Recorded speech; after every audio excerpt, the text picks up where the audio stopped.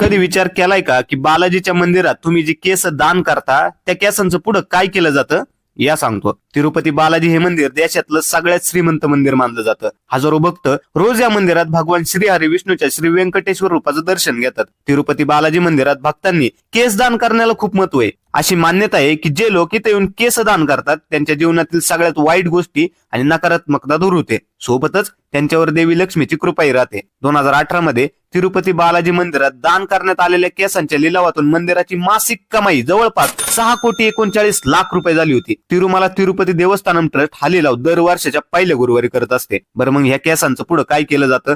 तर तिरुपती बालाजी मंदिरात दरवर्षी लाखो लोक केस दान करतात. हे केस नंतर पाण्यात उकडले जातात, धुतले जातात आणि सुकवले सुद्धा जातात. योग्य तापमानावर ते स्टोअर केले जातात. नंतर केस ई लिलावाद्वारे विकले जातात. युरोप, अमेरिका, चीन, आफ्रिका अनेक ठिकाणी या केसांना बरीच मागणी आहे. या केसांचा लिलाव करून मंदिर दरवर्षी कोट्यवधी रुपयांची कमाई करतं.